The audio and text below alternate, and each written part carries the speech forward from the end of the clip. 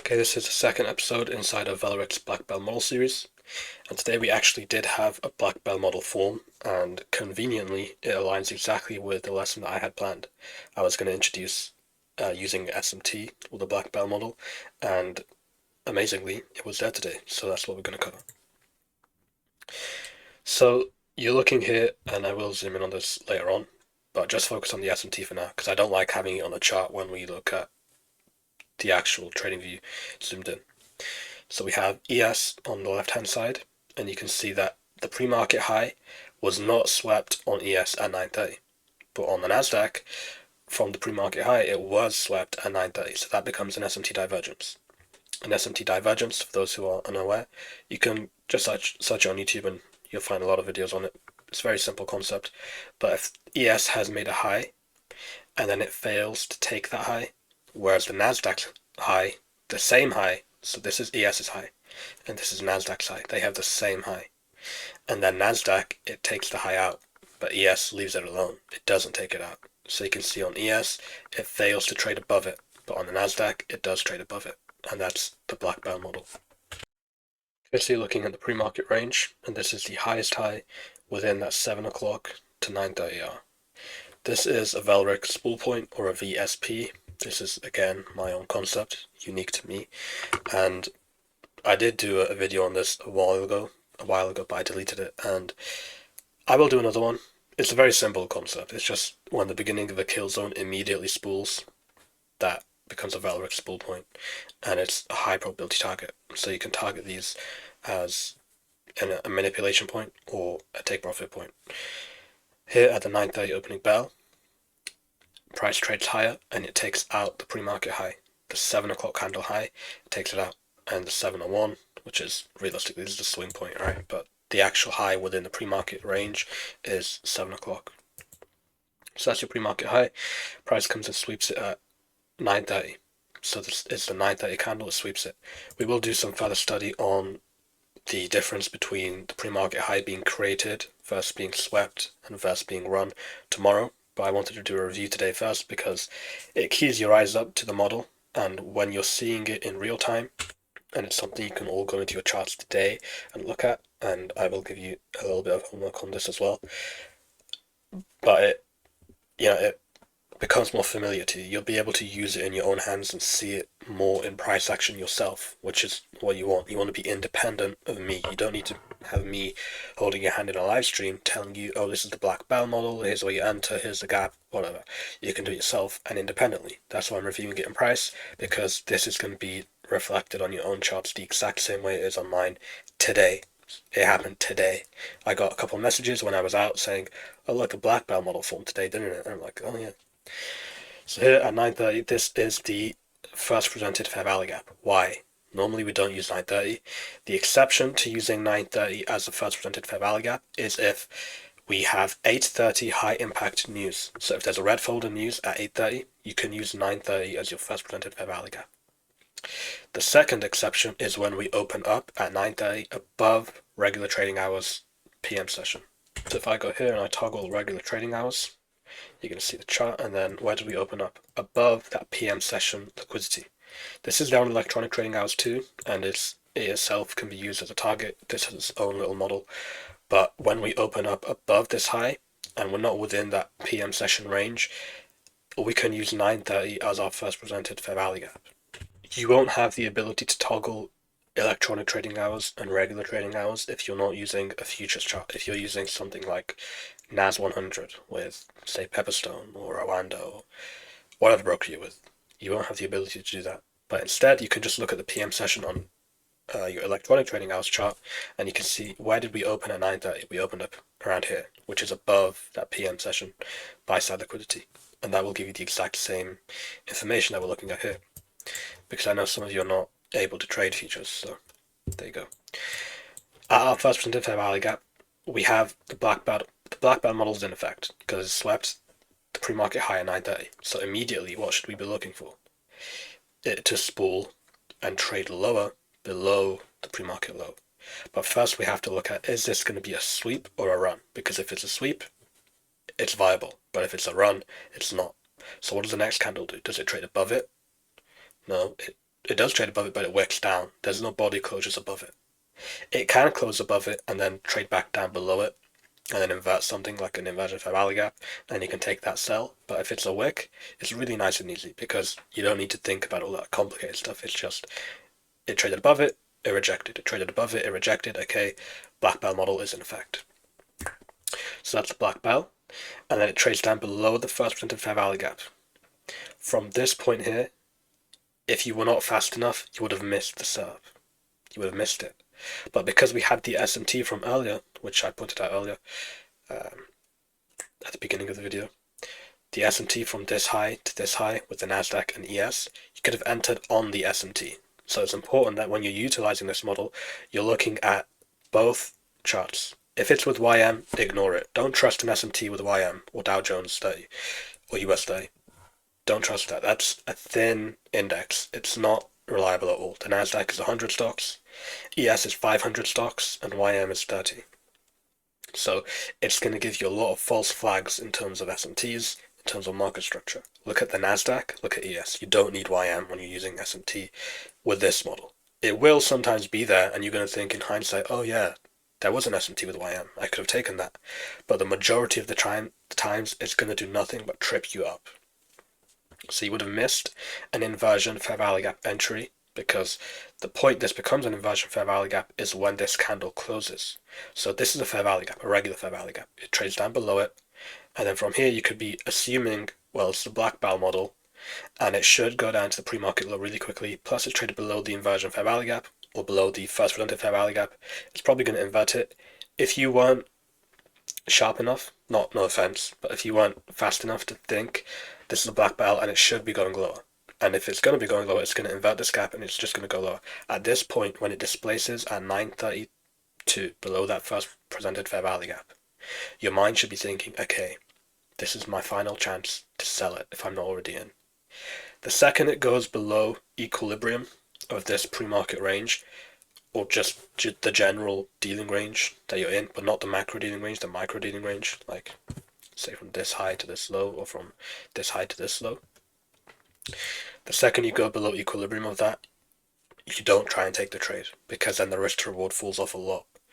Here, when you sold it, where would the stop loss have been? Well, if it's going to displace, and this is a black bell model, it should run. It should be immediate displacement, immediate feedback on position. It's not going to linger around. If it's lingering around, chances are you're offside. But when it displaces through this low, or through this fair value gap, my mind is already assuming we're going to take out the pre-market low. It should go into there. So say my entry was down here. Where's my stop loss going? If I'm being generous, and yes, generous, it's going slightly above the high of the inversion fair value gap. But when inversion fair value gaps are going to perform really well, and because this is a black bell model and we already know how it's going to behave if we're correct, it's just going to displace lower. It's going to be immediate. It's going to be fast. It's going to be speedy. There's no waiting around. It shouldn't need to trade back up into this at all. Sometimes it will, and it's fine if it does. It's not invalid or anything, but most of the time it's just going to leave it open. It's going to displace lower into that pre-market low, which is here. That's a 1.6 hour trade. Remember, this is a generous stop loss. If I'm being realistic, my stop loss is above consequent encroachment, like that, and I would eyeball it and I'd be content with that. Now, this looks unrealistic, but think about what I've been teaching in the Silver Bullet Mentorship and in the private mentorship and in the free live streams. Everywhere you've ever seen me, I say this all the time. Fair value gaps that are becoming inversion fair value gaps, if price is going to move fast, it will leave them open. Or it will come as far as the lower quadrant, and sometimes it will touch consequent encroachment, but no further than this. If it does, do something like that. Most of the time, it's going to drop off in speed, and usually it'll drop the direction and go the opposite way. So you want to see these left open, and you want to see them, leave the lower half open. So that would have been the position you could have taken with the black bell model today if you were not fast enough to get the tail soup. You could have got the tail soup because there was 1 minute, 2 minutes, and it was an S&T.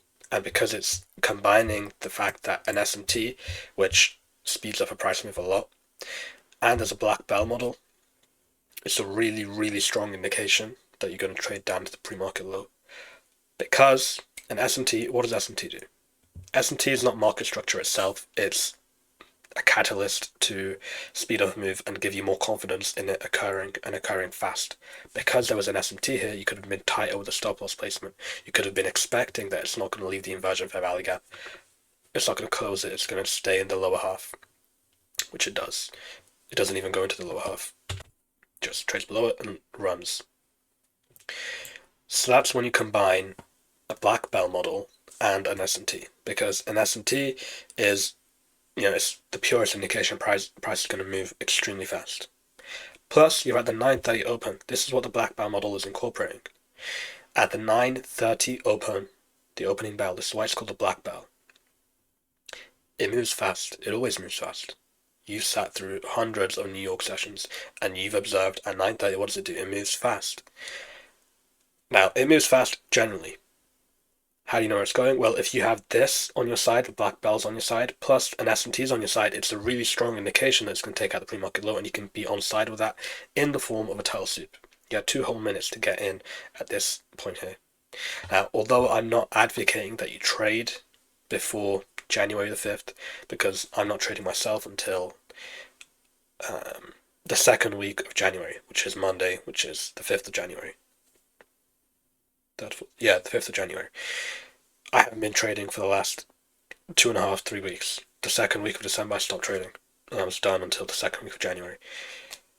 Realistically, I could stop until February and have no qualms about it, but I want to begin live streaming again, and I want to begin teaching again over live price, so that's why I'm coming back a little bit earlier. Now, observe price here. Notice that this black bell was actually a very small portion of price compared to what happened throughout the rest of the day. The black bell is not going to capitalize on all of this, and I don't want you to try and get it to. Sometimes you can leave a runner if it's going with your bias, but this is not, we're not operating under a bias on a day like this, because this is January the 5th. I'm not interested in, it's not January the 5th yet. I'm not interested in picking a market condition, in picking a bias. I'm just looking at price in hindsight. I'm not trading this at all. So say there's no bias, or say this is against your bias. You can take it anyways because you have the backing of an SMT divergence as well. But then you have a move like this, from this high down to this low, which is the 10 or the 950 macro down to the 1025 candle low. It's 346 handles. Now you look at a move like this, and then you see the black bell today, which was only 50-ish handles, and you think, wow, I missed out on so much because I'm limiting myself. You're not. You are not. A price move like this, just imagine you were in it, for example. Say you sold it at this fair value gap, and you were silver bulleting this, which you could do. I teach this as well. This is a great model. But would you have realistically, answer yourself honestly. You don't need to tell me, just tell yourself honestly. When price went below this low, would you have held it? How much would you have held? 10% of your position, 20%, 0%? Be realistic with yourself. What would you have actually captured? And that's something you can work on, and you can utilize a fulcrum, see how far it can be willing to go. And then you can use a new day opening gap. You can use the regular trading hours chart. You can use, there's lots of things you can use. The opening range gap, opening prices, NDOGs and NWOGs, standard deviations. But to capitalize on a move like this, and this isn't really relevant to what the model is, you have to have the gomads to actually hold it. Don't see this in hindsight and think, oh, I could have done this, I would have done this, I should have done this. It's unrealistic to think that way. You have to be honest with yourself. What would have actually happened? How would you have actually treated that move? Are you upset about missing out on a move like that when your bread and butter setup, presuming this is your bread and butter setup, is the black bell model? When you have something that consistently repeats, and it doesn't have to be every day. This isn't going to happen every day. This is 2 days a week, 3 days a week, maybe sometimes 4 days a week. Maybe sometimes not at all, very rarely, but most of the time it's going to be 2 or 3 times a week.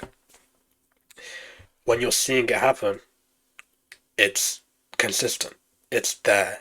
You need not fear the result or the outcome of it because it's so plainly simple and obvious and repeatable that anything like this, it shouldn't throw you off guard and think, oh, I could have done this, I could have held it more, I should have done this. It's the wrong way of thinking. Completely backward way of thinking.